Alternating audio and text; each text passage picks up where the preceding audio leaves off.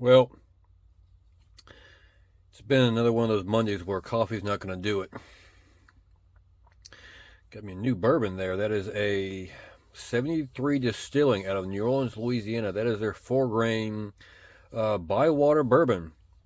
Not too fond of that one. This is my first try of it.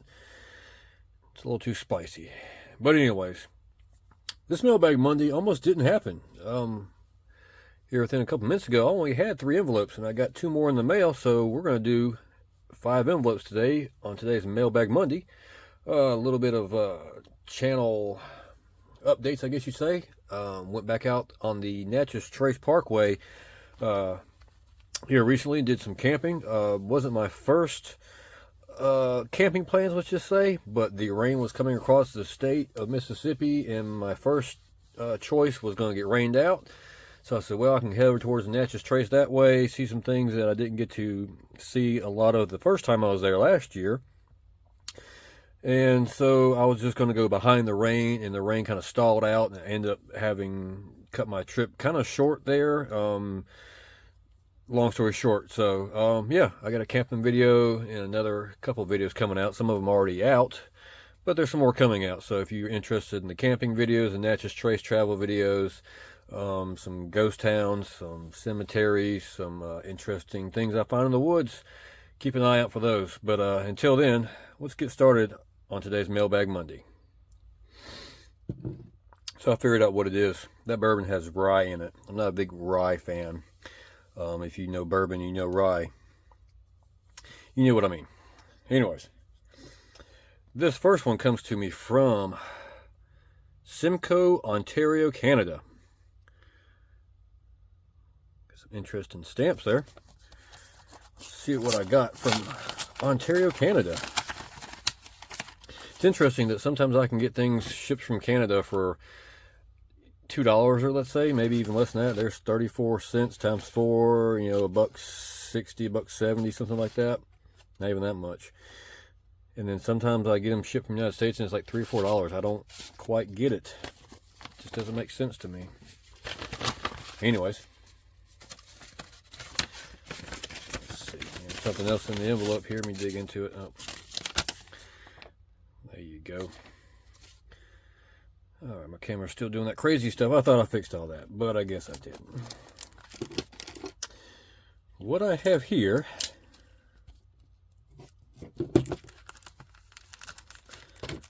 time to change that blade out too, man. This is the casino that was located on Pensacola Beach. Now, when I say casino, it is not necessarily a casino like we think of today. I want to say this is like kind of a dance hall, restaurant, snack bar, that sort of thing. Tells you a little bit more about it. Newest playground, surf, bathing, enjoyed year-round, except for possibly a few colder days in the midwinter. It's all written on, and postmarked 1949. I think I paid maybe a $1.50, something like that. It was pretty inexpensive for this card. Pensacola Beach no longer looks nearly like this. It's getting a lot of commercialized. There is some housing out there.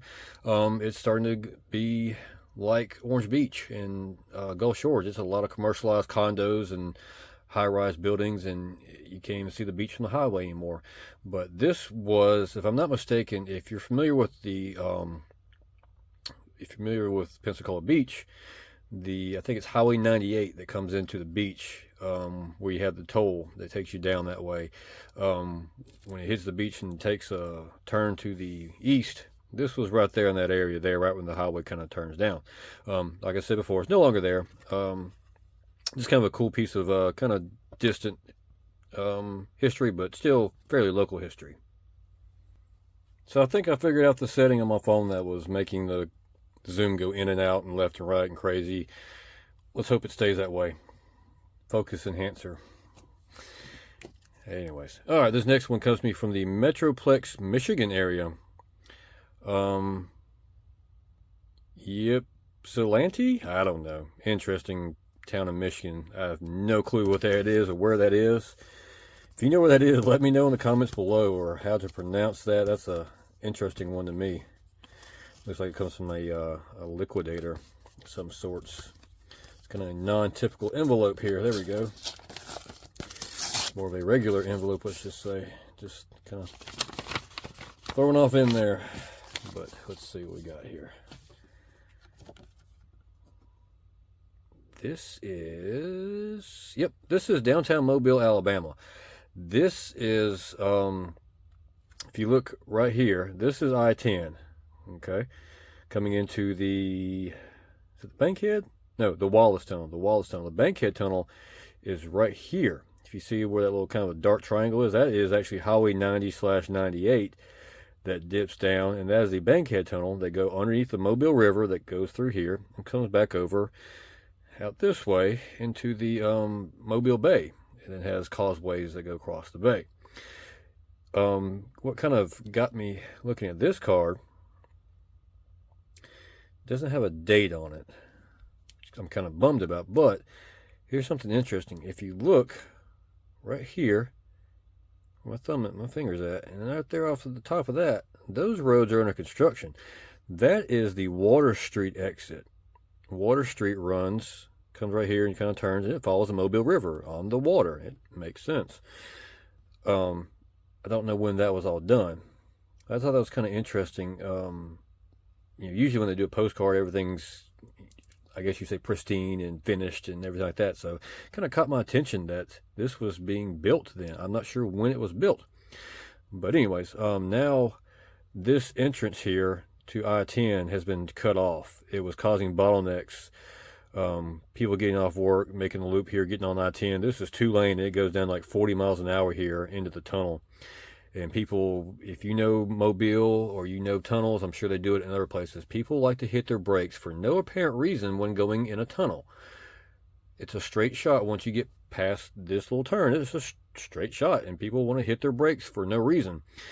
And that's what causes the bottlenecks, because people don't drive. I guess they get afraid of being underwater. I don't know. It's crazy. Anyways, yeah, pretty cool, interesting little piece of Mobile history. It's kind of hard to see the colors of those cars, but they're pretty bright and vivid colors, I guess you'd say. So I'm going to go and guess 70s, possibly 80s. Not sure. Oh, wait.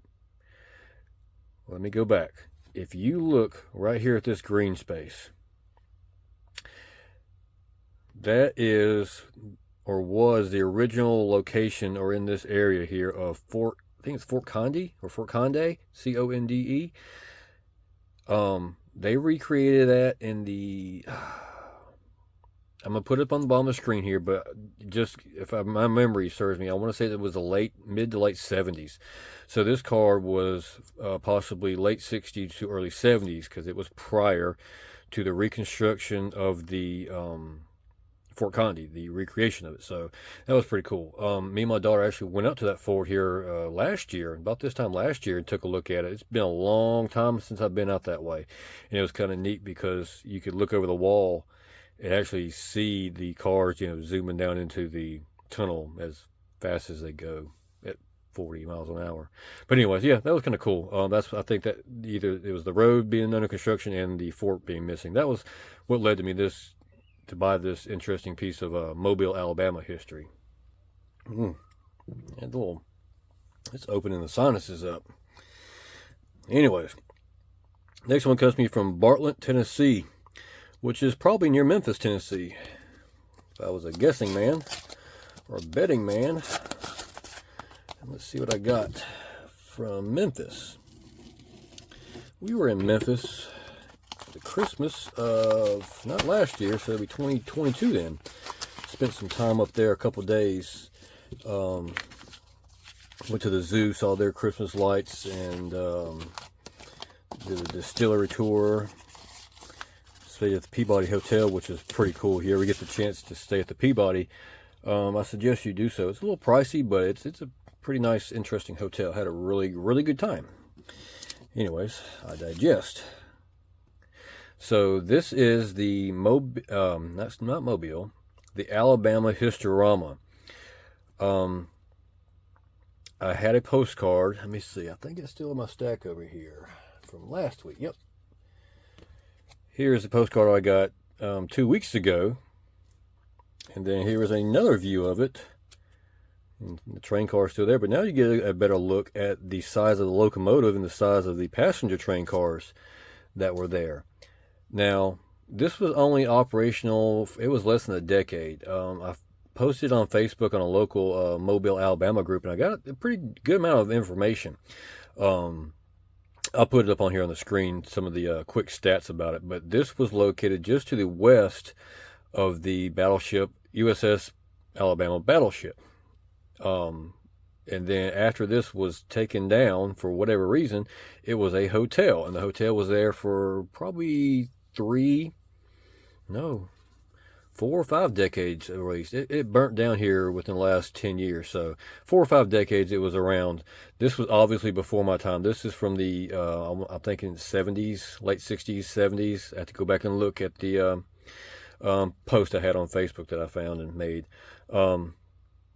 And had some people tell me where it was at and everything. It was pretty cool. People that used to work at the hotel that was there afterwards. So anyways, it was pretty cool. There is no remnants whatsoever of this there anymore. It's gone.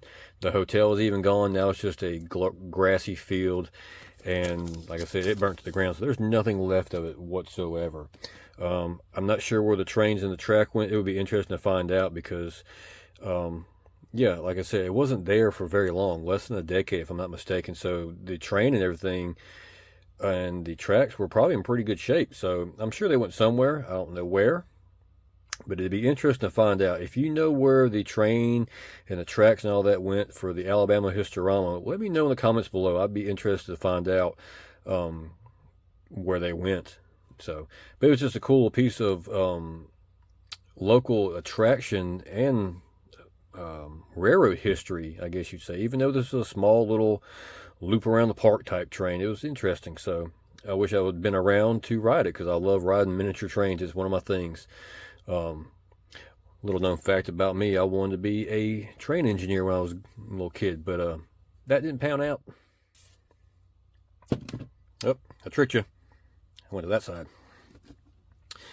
This next card comes to me from Batavia, Illinois, which is near Carroll Stream, Illinois. And I know where neither one of those is at. If you know where those are at, let me know. Okay, I know exactly what this is. This is a very scenic view of the Natchez Trace Parkway. This card is probably from the 70s, possibly early 80s. Doesn't have a date or postmark on it. I've seen this card a couple times. Not a lot of cards about the Natchez Trace Parkway. Back in the day, it was a fairly popular attraction, I guess you'd say. But now it's just kind of a run. I don't know. There's still people that travel and enjoy it. I enjoyed it. I'll still enjoy it. There's when I was out there a couple weeks ago, there was lots of people. The campground was actually half full, which was really surprising to me. So people are still out there, you know, enjoying the trace. It's a 445, no, it's 444 and then some change. But anyways, mile route. Starts in Natchez, Mississippi, and ends up just outside southwest of Nashville. If you didn't know any better, you'd think you're in Nashville. But it's in a little suburb of Nashville. Anyways, says the Alabama section takes you along Bear Creek past limestone outcrops through hilly terrain and crosses the mile-long scenic Tennessee River Bridge. That mile-long bridge is not here, but I remember when I was out there in, I'm trying to think, this is when I was in October of last year. I remember going through here and actually seeing these rocks and started thinking to myself, I would like to recreate this photograph. And I remember seeing this postcard before I went on that trip. And then I saw those rocks, and they're pretty distinct because, you know, there's not many rocks, if you see, like these along the highway. And as I was passing by, I was thinking to myself, I could go back and recreate this photograph. But by the time I thought about it, I was over the river and through the woods and on my way. So, yeah, I went ahead and grabbed this postcard. I don't think it was very much, but it'll go along nicely with my Natchez Trace postcard collection. And the last envelope comes to us today from the Wichita Falls, Texas area. I guess it's in North Texas. North Texas, Texas? Isn't there another Wichita Falls city somewhere?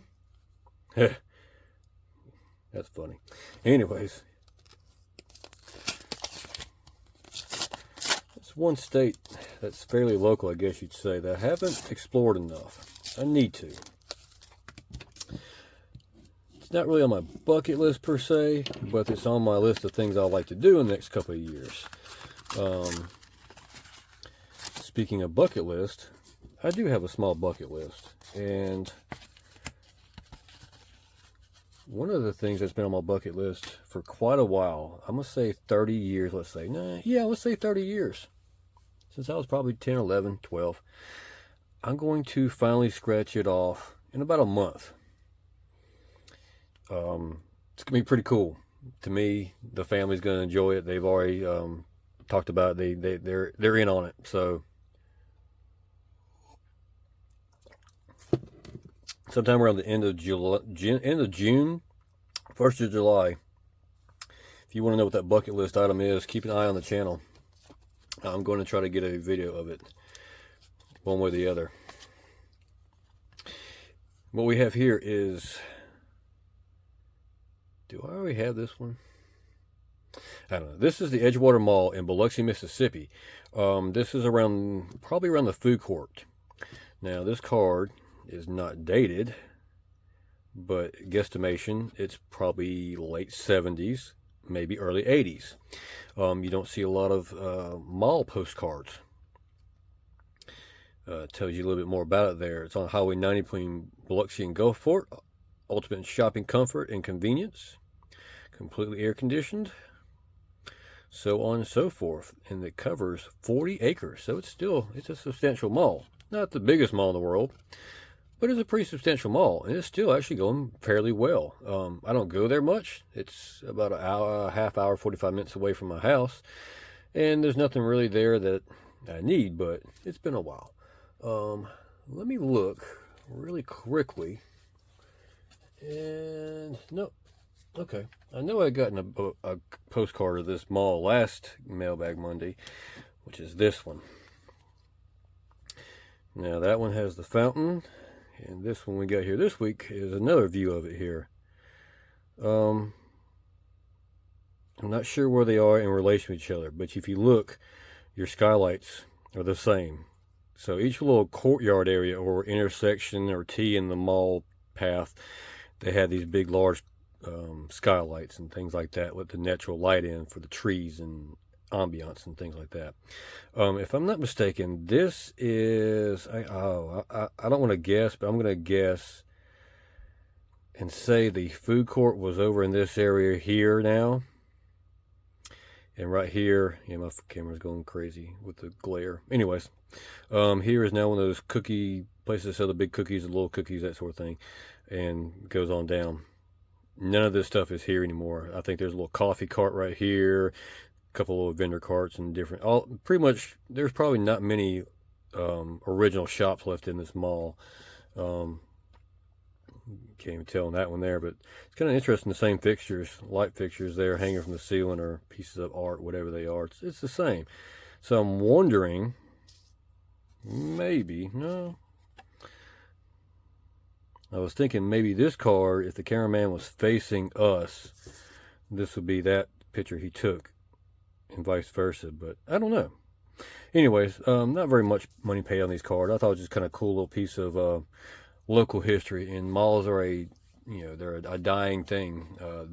Every week or every month you hear about malls closing down and not making it, and it's quite sad. I enjoyed the malls back as a teen, and it kept me kind of out of trouble at the arcades and roaming the hallways and looking at girls and talking to girls and all that other good stuff. And now it's, there's no place for kids really. But kids don't act the same way as they did when I was a kid. So anyways, I digress. Well, this week's Mailbag Monday had a kind of an interesting selection, I guess you'd say. Got 2 cards from the Mobile, Alabama area. Got the Natchez Trace Parkway in Alabama somewhere up there way. The Biloxi Mall and the Pensacola Beach Casino. That's not really a casino. It's something different than what we think is a casino. Anyways, just some interesting cards. Got some more cards coming. I actually bought, I think, 10 from one seller, and I wasn't thinking very well. And they're all from one area. Let's just say the one area.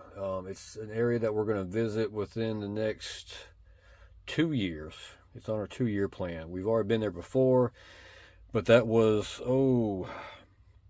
14, 15 years ago, somewhere like that. It's been a while since we visited this one area. If you've been a subscriber to the channel and watched these videos for a while, you may know what I'm talking about. Then again, you might not. Might do a little camping this weekend. Not sure. The weather is very rainy all week, and I'm not a fan of camping in the rain. So if you're looking for camping videos, I got one coming out here. I think it's coming out. It might be already out by the time you see this. Anyways, that's about it. Work's going okay. We're catching up. Things like that. It is what it is. I'm trying to stay positive. Got to stay positive. Never give up. So anyways, if you remember going to Mobile and seeing the fort that was there, or that is not there in this picture, or you remember riding the train at the Alabama Historama, if you've been on the Natchez Trace Parkway, let me know what your favorite part of the Natchez Trace Parkway is. What's your favorite stop? What's your favorite thing to do or see on the Natchez Trace Parkway? If you're old enough to remember the casino on the Pensacola Beach, I'd love to know what was in there. Let me know. If you've ever been to Biloxi Mall and you remember some of the old stores that were there that are no longer there, let me know in the comments below. And as always, appreciate y'all watching. We'll see you next time.